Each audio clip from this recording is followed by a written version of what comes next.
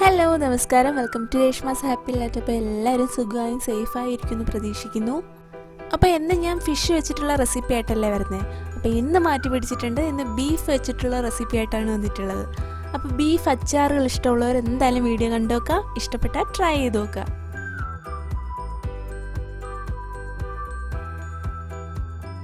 അപ്പോൾ അതിനായിട്ട് ഞാൻ ആദ്യം തന്നെ 1/2 കിലോ ബീഫ് എടുത്തിട്ടുണ്ട്. പിന്നെ ഒരു കാര്യം പറയട്ടെ, ഞാൻ ഉണ്ടാക്കി സക്സസ് ആയിട്ടുള്ള കുറച്ച് റെസിപ്പികളാണ് ഇതിൽ കാണിക്കുന്നത്. അപ്പോൾ നിങ്ങൾക്ക് ഇഷ്ടമുള്ളവർ മാത്രം ഇത് ട്രൈ ചെയ്ത് നോക്കുക കേട്ടോ. അപ്പോൾ അതിനായിട്ട് നമ്മുടെ ഇഞ്ചി വെളുത്തുള്ളി പേസ്റ്റ്, 1/2 ടീസ്പൂൺ മഞ്ഞൾപ്പൊടി, 4 ടീസ്പൂൺ കാശ്മീരി മുളക് പൊടി, 3 ടീസ്പൂൺ മല്ലിപ്പൊടി, പിന്നെ ഗരം മസാല. ഗരം മസാല എന്ന് പറയുന്നത് ഏലക്ക, തക്കോലം, ഗ്രാമ്പു, ബേ ലീഫ്, പെരിഞ്ജീരകം, നല്ല ജീരകം, ഇതെല്ലാം കൂടി ഒന്ന് മിക്സിയിലിട്ടൊന്ന് ചതച്ചെടുത്തിട്ടുള്ളതാണ്. ഇനി ഇതെല്ലാം കൂടി നമുക്കൊരു മിക്സിയുടെ ജാറിലിട്ട് നന്നായിട്ട് വെള്ളമൊഴിച്ച് അരച്ചെടുക്കാം. നല്ല പേസ്റ്റ് പോലെ അരച്ചെടുക്കണം.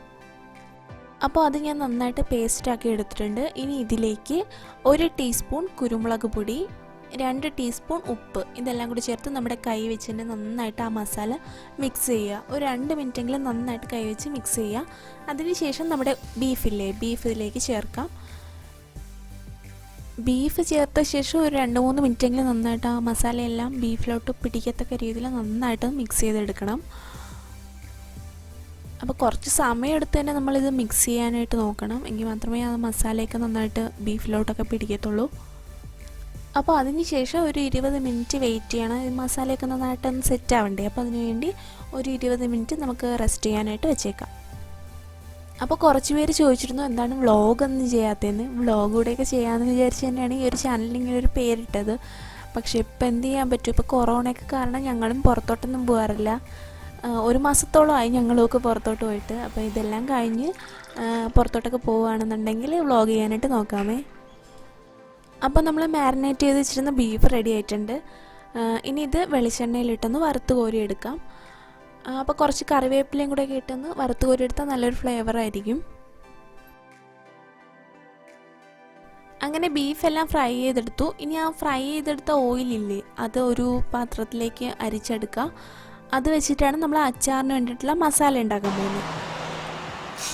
അപ്പോൾ ആ ഓയിൽ തന്നെ ഒരു പാത്രത്തിലേക്ക് ഒഴിച്ച് നന്നായിട്ട് ചൂടാക്കുക. അതിനുശേഷം കടുകും ഉലുവയും കൂടി ചേർത്ത് കൊടുക്കാം. ഈ ഉലുവ നിങ്ങൾക്ക് വേണമെന്നുണ്ടെങ്കിൽ പൗഡറായിട്ടും ഇതിലോട്ട് യൂസ് ചെയ്യാം. ഇപ്പം ഞാനത് ഉലുവയായിട്ട് ചേർത്തന്നേ ഉള്ളൂ.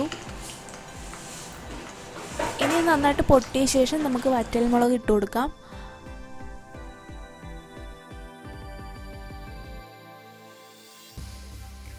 അപ്പോൾ അതിന് ശേഷം നമുക്ക് കുറച്ച് വെളുത്തുള്ളി ചേർത്ത് കൊടുക്കാം.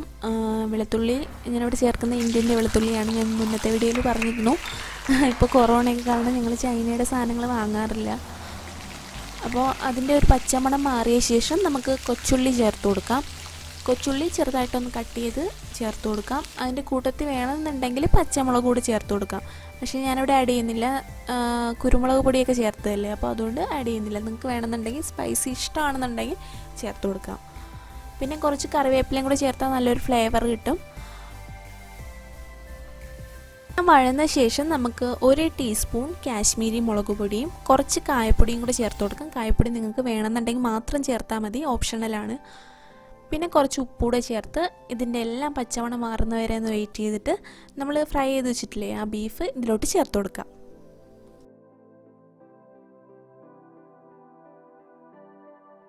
അടുത്ത നമ്മൾ ചിക്കൻ ഇടുക.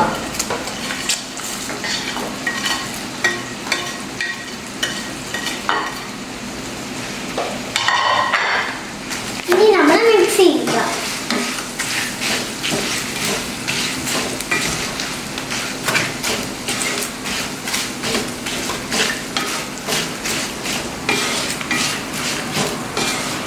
നമ്മൾ മിക്സ് ചെയ്തുകൊണ്ടിരിക്കണം.